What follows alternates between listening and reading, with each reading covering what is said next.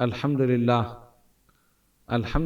رب العالمین والصلاة والسلام علی من کان نبیا و آدم بین الماء والطین وعلی آلہ و اصحابہ اجمعین اما بعد فاعوذ باللہ من الشیطان الرجیم بسم اللہ الرحمن الرحیم وَلِلَّهِ عَلَى النَّاسِ حِجُّ الْبَيْتِ مَنِ اسْتَطَاعَ إِلَيْهِ سَبِيلًا صدق اللہ العظیم۔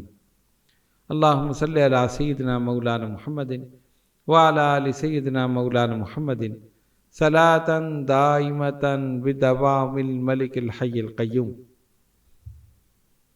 قرآن مجید فرقان حمید کی ایک آیت مبارکہ تلاوت کرنے کا شرف حاصل کیا۔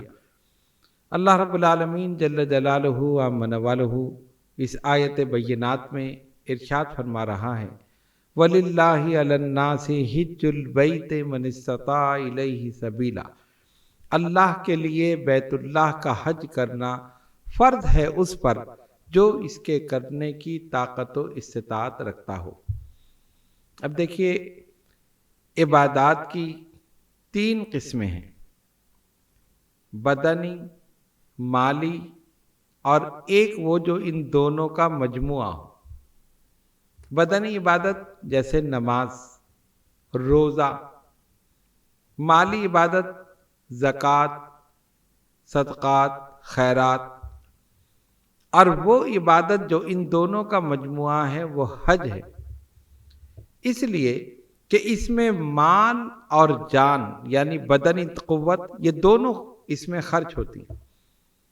جب آپ نے ٹکٹ لیا آپ کا مال خرچ ہوا، آپ نے فارم بھرا آپ کا مال خرچ ہوا، آپ نے زیادہ راہ رکھا مال خرچ ہوا، احرام خریدا، دیگر چیزیں جو انتظامات ہیں اس میں آپ کا مال خرچ ہو رہا ہے۔ لیکن جب آپ گھر سے احرام باندھ کے چلے اور وہاں پر طواف کیا، سعی کی، حج کے تمام ارکان، منی، مزدلفہ، عرفات، یہ تمام چیزیں کی، تو اس میں بدنی قوت خرچ ہوئی۔ اس لیے حج جو ہے یہ ایسی عبادت ہے جو مالی اور بدنی دونوں عبادات کا مجموعہ ہے، اسی لیے اس کی فضیلت زیادہ ہے۔ حدیث شریف کے مطابق جس نے صحیح طور پر حج کیا اور تمام اراکین صحیح طریقے پر ادا کیے، جب وہ حج کر کے لوٹا تو وہ ایسا ہے جیسا کہ آج ہی پیدا ہوا، اور ایک روایت میں آیا کہ جیسا آج ہی اس کی ماں نے اسے جنا، یعنی گناہوں سے اس طرح پاک اور صاف ہو گئے۔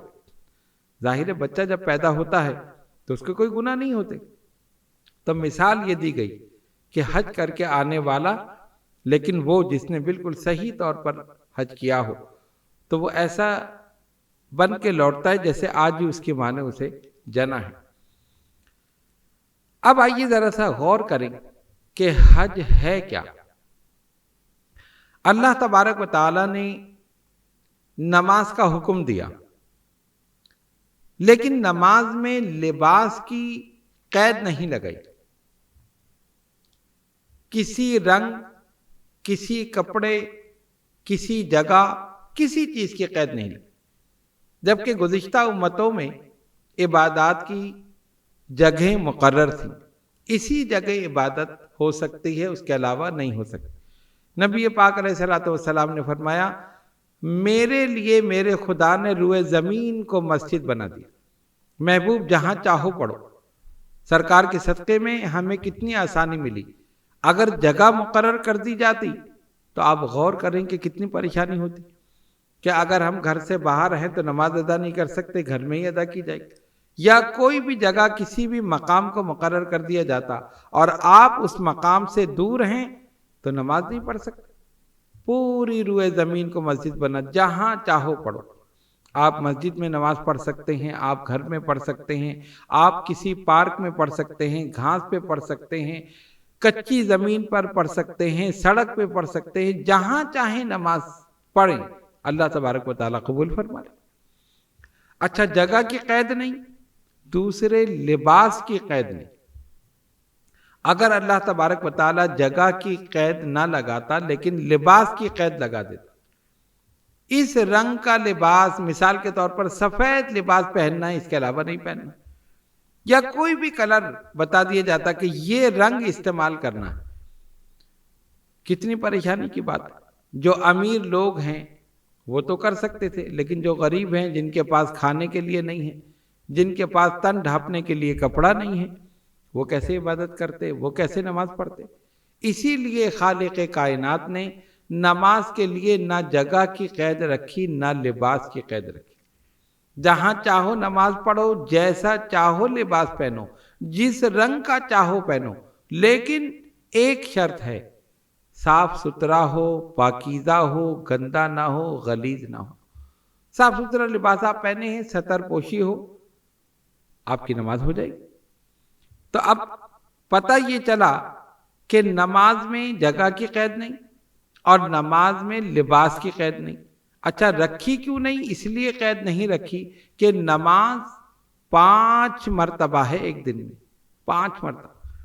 اب 5 مرتبہ اگر وہ لباس تبدیل کرے یا 5 مرتبہ اسی جگہ جائے جہاں پہ نماز ادا ہوگی، اس کے علاوہ نہیں ہوگی، تو کتنی مشکل ہے، کتنی مشقت ہے۔ تو پھر تو دین میں مشکلات ہو جائیں گی، جبکہ ان الدین یسر، دین میں آسانی ہے۔ لا یکلف اللہ نفسا الا وسعها، اللہ فرماتا ہے ہم کسی نفس کو، کسی جان کو ایسی تکلیف نہیں دیتے کہ جس کو اٹھانے کی وہ طاقت نہ رکھتا ہو۔ تو ایک دن میں اگر 5 مرتبہ لباس تبدیل کرنا پڑے اور ایک دن میں 5 مرتبہ اسی جگہ پہنچنا پڑے، چاہے آپ کتنی ہی دور ہوں، کہ جہاں نماز ادا ہوگی، تو آپ غور کر سکتے ہیں کہ کتنی پریشانی کی بات۔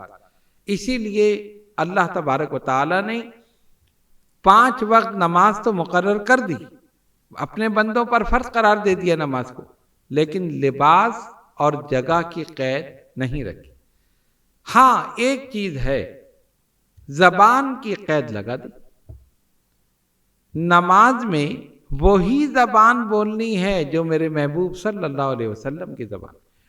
آپ انگریزی میں نماز نہیں پڑھ سکتے، آپ اردو میں نماز نہیں پڑھ سکتے، آپ کسی بھی زبان میں نماز نہیں پڑھ سکتے۔ اب مثال کے طور پر آپ دیکھیں کہ ہم تکبیر تحریمہ کے وقت کانوں تک ہاتھ اٹھاتے کہتے ہیں اللہ اکبر، ٹھیک ہے نا؟ اب یہ عربی کا لفظ ہے اور اس کے معنی ہے اللہ سب سے بڑا ہے، اللہ اکبر۔ اب اگر ہم اردو میں کہیں کہ اللہ سب سے بڑا ہے، یہ کہہ کر نیت باندھ لیں، نماز ہو جائے گی؟ نہیں۔ کیوں؟ زبان وہی بولنی ہے جو میرے محبوب صلی اللہ علیہ وسلم، زبان کی قید لگا دی۔ اب آپ کیا ہے، انگریزی بولتے ہوں، آپ اردو بولتے ہوں، آپ پنجابی بولتے ہوں، آپ فرینچ بولتے ہوں، آپ پشتو بولتے ہوں، دنیا کی کوئی زبان بولتے ہوں، بولتے رہیں، لیکن جب نماز پڑھیں گے وہی زبان بولیں گے جو رسول اللہ صلی اللہ علیہ وسلم کی زبان۔ یہ قید لگا دی۔ اچھا 5 وقت نماز ہو رہی ہے، اسی زبان میں ہو رہی ہے اور اسی ادا پر ہو رہی ہے جو رسول اللہ صلی اللہ علیہ وسلم کی ادا، ادائیں بھی وہی۔ سرکار نے فرمایا نا صلو کما رأیتمونی اصلی، نماز پڑھو جیسا کہ مجھے دیکھتے ہو، جیسا مجھے دیکھتے ہو۔ سرکار نے نماز پڑھی نا، صحابہ نے ان کو دیکھا، صحابہ کو تابعین نے دیکھا، تابعین کو تبع تابعین نے دیکھا، ان کو بزرگان دین نے دیکھا، ان کو ائمہ مجتہدین نے دیکھا، ان کو اولیاء کاملین نے دیکھا، ہوتے ہوتے ہوتے سلسلہ ہم تک پہنچ گیا۔ تو سب سے پہلے نماز ادا کی نبی پاک علیہ الصلوۃ والسلام اور فرمایا صلو کما رأیتمونی اصلی، نماز پڑھو جیسا کہ مجھے پڑھتے ہوئے دیکھتے ہو۔ اب وہی ادا جو ہمارے آقا صلی اللہ علیہ وسلم کی ادا ہے، اسی ادا پر ادا، اور اگر اس ادا کے خلاف ہے، مثال کے طور پر آپ کہیں کہ میں فجر میں 8 رکعت پڑھوں گا یا 12 رکعت پڑھوں گا، نماز ہو جائے گی؟ نہیں۔ کیوں؟ ہم کہیں گے کہ اے الہ العالمین ہم تو نماز میں زیادتی کر رہے ہیں، تیرے نبی نے تو 4 پڑھی تھی، 2 سنت اور 2 فرض، ہم نے تو کہا نہیں ہم اور آگے بڑھ کے 8 پڑھیں یا 12 پڑھیں۔ ارشاد ربانی یہی ہوگا کہ نہیں، جو میرے محبوب کی ادا ہے اسی ادا پر نماز ادا۔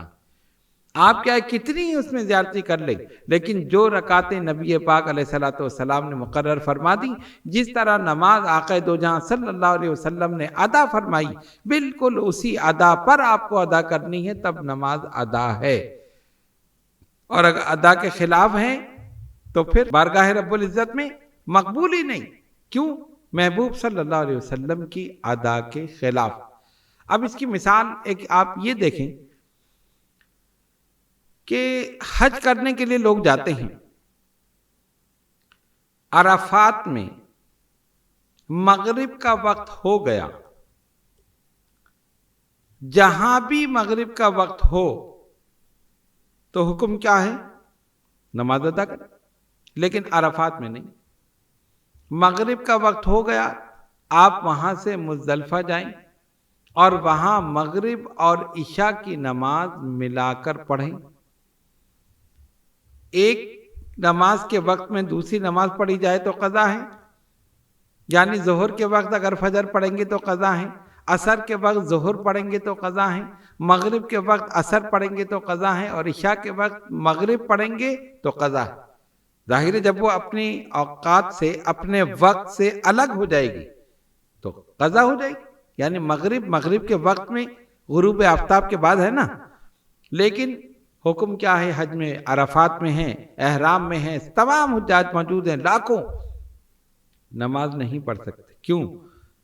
مزدلفے جائیں اور عشاء کا وقت ہو گیا، اب مغرب اور عشاء کی نماز ملا کر پڑھیں تو قضا نہیں ہوئی۔ کیوں؟ حکم ہوگا نہیں، یہی ادا ہے۔ کیوں؟ اس لیے کہ میرے محبوب کی ادا ہے، نبی پاک علیہ الصلوۃ والسلام نے اس طرح فرمایا، تو جو ان کی ادا ہے، ان کی ادا پر ادا قبول ہے، اور ادا کے خلاف ہے تو نامنظور ہے، نامقبول ہے۔ کوئی حاجی صاحب کہیں کہ نہیں جی میں تو بہت بڑا حاجی ہوں، بہت بڑا نمازی ہوں، میں تو مغرب کے وقت، عشاء کے وقت پڑھوں گا، میں تو عرفات میں ہی مغرب پڑھ لوں گا، جیسے ہی ٹائم ہو جائے قبول ہو جائے گی؟ نہیں، نماز وہی قبول ہے جو رسول اللہ صلی اللہ علیہ وسلم کی ادا کے مطابق ہے، جو ادا کے خلاف ہے، نامنظور ہے، نامقبول ہے۔ اچھا یہ تو نماز۔ اب حج میں دیکھیں، نماز میں جگہ کی قید نہیں، نماز میں لباس کی قید نہیں، لیکن نماز میں صرف زبان کی قید، وہی زبان بولنی ہے جو میرے محبوب صلی اللہ علیہ وسلم نے بولی۔ لیکن حج میں کیا ہوا؟ اللہ تبارک و تعالی نے لباس کی قید بھی لگا دی۔ تم اپنے ملکوں میں جو لباس پہنتے ہو پہنتے رہو۔ اب آپ دیکھیں نا، مختلف ممالک کے لباس الگ ہیں۔ پوری دنیا پہ اگر ہم نظر ڈالیں، یورپ امریکہ والے جو ہیں پینٹ شرٹ استعمال کرتے ہیں، کوٹ استعمال کرتے ہیں، اوور کوٹ استعمال کرتے ہیں، سرد ممالک ہیں، وہاں سردی زیادہ ہوتی ہے، برف باری ہوتی ہے۔ ایشیا کی طرف آ جائیں تو کرتا پاجامہ پہنتے ہیں، تہمت باندھتے ہیں، کرتا پہنتے ہیں، ہلکے لباس استعمال کرتے ہیں، یہاں گرمی زیادہ ہوتی ہے۔ کچھ سرد ممالک ہیں، کچھ گرم ہیں، بہت سے جو ہے ہیڈ اوڑھتے ہیں، ٹوپا پہنتے ہیں، کانوں کو ڈھانپتے ہیں، موسم کے حساب سے۔ تو لباس کی قید نہیں رکھی، تم جو لباس پہنو پہن لو، لیکن نماز ادا کرو۔ تم اپنے گھروں میں جو لباس پہنتے ہو پہنتے رہو، تم اپنے ملکوں میں جو لباس پہنتے ہو پہنتے رہو، لیکن جب اپنے گھروں سے چل کر میرے گھر میں آؤ گے بیت اللہ میں، اور حج بیت اللہ کی سعادت حاصل کرنا چاہو گے، تو وہی لباس پہننا ہے جو میرے محبوب صلی اللہ علیہ وسلم نے پہنا۔ دو بغیر سلی چادریں، ایک نیچے باندھ لو، ایک اوپر، اور اس میں کسی کی قید نہیں ہے۔ وزیر ہو، امیر ہو، فقیر ہو، کبیر ہو، یہاں تک کہ سعودی عرب کا شہنشاہ بھی اگر حج کرے گا تو یہ نہیں کہ اپنے جبے میں آ کر اپنا لباس پہن کر، دو بغیر سلی چادریں جو میرے محبوب صلی اللہ علیہ وسلم نے پہنی، وہی لباس پہننا۔ کوئی کہے گی نہیں جی میں تو بہت امیر آدمی ہوں، میں یہ نہیں پہن سکتا، میں کوئی قیمتی لباس پہن کر حج کروں، نامقبول، نامنظور۔ اور اس میں حکمت کیا تھی؟ اس میں حکمت یہ ہے کہ دیکھیں، انسان کو غرور ہوتا ہے لباس پر، انسان کو غرور ہوتا ہے گھر پہ، انسان کو غرور ہوتا ہے زبان پہ، اور انسان کو غرور ہوتا ہے اپنے مال پر۔ اللہ تبارک و تعالیٰ نے سارے غرور اور تکبر جو تھے توڑ دیے، چکنا چور کر دی۔ اب لباس کا غرور، احرام پہنا کر لباس کا غرور توڑ دیا۔ آپ دیکھیں نا بہت سے لوگ کیسے لباس پہنتے ہیں، قیمتی قسم کے لباس۔ اگر کوئی پینٹ شرٹ پہنتا ہے تو بہترین کپڑا لے کر آئے گا، اس کے بعد اس کو سلوائے گا، پھر پہنے گا۔ کوئی کس طرح کا لباس، کوئی کس طرح، کوئی کڑھائی اپنے کالر پہ کروا رہا ہے، کوئی کف استعمال کر رہا ہے، کوئی کچھ کر رہا ہے، بہت ساری چیزیں۔ ہر آدمی کہتا ہے میں وہ لباس پہنوں جس میں بہت خوبصورت لگوں۔ لباس کا غرور ہوتا ہے نا، میں سب سے اچھا لباس پہنوں۔ تو احرام نے لباس کے غرور کو توڑ دیا۔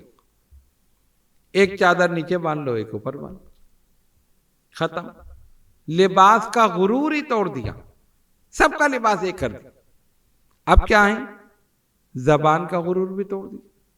کوئی انگلش بولتا ہے تو کہتے ہیں انٹرنیشنل زبان ہے، نہیں، وہاں پر ایک ہی زبان، لبیک اللہم لبیک لبیک لا شریک لک لبیک ان الحمد والنعمت لک والملک لا شریک لک۔ سب کی زبان ایک، سب کے لباس ایک، سب کا ذہن ایک، اور سب ایک ہی گھر میں۔ کسی نے بڑی پیاری بات کہی تھی، ابید و اسود، احمر و اصفر، اعلی و ادنا، خرد اور بزرگ، سب کو ملا کر ایک ہی کنبہ، ایک ہی گھر میں بسایا ہے۔ کوئی کالا ہے، کوئی گورا ہے، کوئی لمبا ہے، کوئی چھوٹا ہے، کوئی زبان بولنے والا ہے، لیکن سب کو ملا کر ایک ہی کنبہ، ایک ہی گھر میں بسایا ہے۔ اب سب کی زبان ایک ہی ہے۔ تم کوئی بھی زبان بولتے ہو، بولتے رہو، لیکن میرے گھر میں آؤ گے وہی زبان بولنی ہے جو میرے محبوب صلی اللہ علیہ وسلم کی زبان۔ اچھا، لباس کے غرور کو توڑ دیا۔ اب اس کے بعد آپ گئے منا میں خیمے لگے ہوئے، کپڑے کے خیمے۔ اس زمانے میں جب آگ لگی تو گورنمنٹ آف سعودیہ نے فائبر کے بنا دیے۔ پہلے ویسے خیمے تھے نا، اب اور ذرا ٹینٹ کی طرح لگا کر مضبوط قسم کے فائبر کے بنا دیے، جو اونچے بھی ہیں، اس میں اے سی بھی لگا دیا اور بہت ساری آسائشیں کر دی، لیکن گھر جیسا نہیں۔ جو کسی بنگلے میں رہتا ہو، 1000 گز کے بنگلے میں، جس کا کمرہ بہت بڑا ہو اور اٹیچ باتھ ہو اور یہ ہو وہ ہو، ساری چیزیں، گھر کا غرور توڑ دیا۔ سب ایک ہی کیمپ میں لیٹے ہوئے، کیا کوئی 1000 گز پہ رہنے والا ہو، کوئی 2000 گز پہ، یا کوئی ایک کمرے میں رہنے والا ہو، کسی کا گھر ایک کمرے کے برابر ہو یا کسی کا گھر پورا محل ہو۔ گھر کے غرور کو توڑ دیا، سب ایک ساتھ بیٹھے، ایک ساتھ بیٹھے، ایک ساتھ لیٹے، سو رہے ہیں، جاگ رہے، سب ایک ساتھ۔ پہلے لباس کے غرور کو توڑا، پھر گھر کے غرور کو توڑا۔ اب کیا ہوا، یہاں تو پھر بھی فائبر کے تھے، اونچے تھے، جو خیمے تھے نا اونچے تھے، بلند۔ یہاں سے گئے عرفات، وہاں پر وہی کپڑے کے خیمے، اور اتنی نیچے کہ آپ ہاتھ اٹھائیں تو اس کے ہاتھ لگا لیں چھت کو، اور وہاں پر یہ آسائش نہیں، پنکھے لگے ہوئے ہیں، اے سی نہیں ہے، مختلف چیزیں۔ تو یہاں آ کر اس کو توڑ دیا، اور یہاں سے جب مزدلفے گئے تو وہاں پر تو خیمہ ہی نہیں ہے، سبھی چیز ختم کر دی۔ نیچے زمین ہے، اوپر آسمان، بالکل کھلے میدان میں تمام لوگ، مرد عورت، بچے مرد بوڑھے جوان، سب اسی جگہ، نیچے زمین اوپر آسمان۔ مینا میں خیمے تھے ذرا بہترین، عرفات میں اس سے کم، اور مزدلفہ میں سب ہٹا دیے، اور رات ایسے ہی گزارنی۔ اچھا، اب رات گزار لی، اس کے بعد رمی، اس کے بعد قربانی۔ اب قربانی، اب لوگوں کو اپنے بالوں پر غرور ہوتا ہے، کوئی کسی اسٹائل کے بال بناتا ہے، کوئی کسی اسٹائل کے بال بناتا ہے، اور آج کل کے نوجوان تو عجیب عجیب حرکتیں کرتے، کوئی تیل لگا کے ادھر مانگ نکالی تو تیل لگا کے ادھر نکال لی، کسی نے ایسا اسٹائل، کسی نے ایسا اسٹائل۔ وہاں پہ کیا ہوا، حلق اور قصر دو چیزیں رکھی۔ حلق افضل ہے، قصر اس سے کم ہے، یعنی بالکل کم بال کر لیں وہ قصر ہے، اور اگر آپ نے اس طرح پھروا دیا تو وہ حلق کہلاتا ہے، اور وہی افضل ہے۔ اور بزرگوں نے بھی یہ فرمایا کہ جب آدمی اتنا پیسہ خرچ کر کے وہاں جاتا ہے تو اس کو یہ کیا دیکھنا، اس کو تو یہ دیکھنا چاہیے کہ جو افضل چیز ہے وہ کرے۔ بال تو پھر کچھ دن میں نکل آئیں گے، لیکن افضلیت حاصل ہو جائے گی۔ تو جب آپ نے اس طرح پھروا لیا، اب سارے اسٹائل ختم ہو گئے۔ جو نوجوان جو اسٹائل بناتے ہیں نا، سارے اسٹائل، اس کو ہم کہتے ہیں فری اسٹائل، یہ بالکل ہی فری ہو گیا۔ اب اس میں کوئی اسٹائل رہا ہی نہیں۔ اب آپ دیکھیں، مکان کے غرور کو توڑا، لباس کے غرور کو توڑا، بالوں کے غرور کو توڑا، ہر چیز کے غرور تکبر کو توڑ کر چکنا چور کر دیا، اور اپنی بارگاہ میں عاجزی انکساری کا پیکر بنا دیا۔ یہ ہے حج۔ حقیقت میں اگر کوئی صحیح حج کر کے آتا ہے تو اس کو دیکھ کر لگتا ہے کہ واقعی یہ حاجی ہے۔ اس کے اندر نرمی پیدا ہو جاتی ہے، اس کی عبادت میں خشوع اور خضوع پیدا ہو جاتا ہے، وہ عاجزی انکساری کا پیکر ہو جاتا ہے، تکبر ختم ہو جاتا ہے، غرور ختم ہو جاتا ہے، اور بندگی کا جذبہ، عبادت کا جذبہ، شوق، نماز کا شوق، یہ تمام چیزیں اس کے اندر پیدا ہو جاتی ہیں۔ تو حج ایک ایسی عبادت ہے جو بدنی اور مالی ان دونوں کا مجموعہ ہے، اسی لیے اس کی فضیلت زیادہ ہے۔ اس میں مال بھی خرچ ہوتا ہے، اس میں بدنی قوت بھی خرچ ہوتی ہے، انسان محنت کرتا ہے، سعی کرتا ہے، طواف کرتا ہے، منی، عرفات، مزدلفہ میں جاتا ہے، کہیں پیدل چلتا ہے، کہیں بسوں میں سفر کرتا ہے، کہیں ٹیکسیوں میں سفر کرتا ہے۔ غرض یہ کہ اتنی محنت مشقت اٹھاتا ہے، اور صحیح طور پر جب وہ ادا کرتا ہے تو حدیث شریف کے مطابق اس کو سند مل جاتی ہے کہ جب وہ حج کر کے لوٹا تو وہ ایسا ہے جیسا کہ آج ہی پیدا ہوا، اس کی ماں نے آج ہی اس کو جنا۔ تو اللہ تبارک و تعالی ہم سب کو حج مقبول کی سعادت عطا فرمائے، آمین۔ حج کے بعد پھر حاضری ہے مدینہ منورہ، نبی پاک علیہ الصلوۃ والسلام کی بارگاہ میں، اور یہ بھی ایک بہت بڑی سعادت ہے۔ افسوس ہے ان لوگوں پر کہ جو بغیر حاضری دیے واپس چلے آتے ہیں، حالانکہ یہ تو ناممکن ہے۔ حج ہے ہی ان کی وجہ سے۔ امام اہل سنت اعلیٰ حضرت مجدد دین و ملت مولانا شاہ احمد رضا خان محدث بریلوی نور اللہ مرقدہ نے فرمایا تھا، ہوتے کہاں خلیل و بنا کعبہ و منا، ہوتے کہاں خلیل و بنا کعبہ و منا، لولاک والے صاحبی سب تیرے در کی۔ یا رسول اللہ صلی اللہ علیہ وسلم، اگر آپ نہ ہوتے تو نہ ابراہیم خلیل اللہ ہوتے، نہ موسیٰ کلیم اللہ ہوتے، نہ منی، عرفات، مزدلفہ، یہ کوئی چیز نہ ہوتی اگر آپ تشریف نہ لاتے۔ یہ آپ ہی کے دم قدم سے تو ہے۔ تو حج ملا تو انہی کی بارگاہ سے، نماز ملی تو انہی کی بارگاہ سے، روزہ ملا، تمام چیزیں ملی، احکامات اسلام، یہ سب رسول اللہ صلی اللہ علیہ وسلم کی بارگاہ سے ملے۔ تو اگر انہی کی بارگاہ میں حاضری نہ دی تو پھر حج کیسے قبول؟ سرکار نے فرمایا، من حج لم یزرنی فقد جفانی، جس نے حج کیا اور میری زیارت نہیں کی اس نے مجھ پر ظلم کیا۔ تو وہاں کی حاضری تو مومن کی معراج ہے۔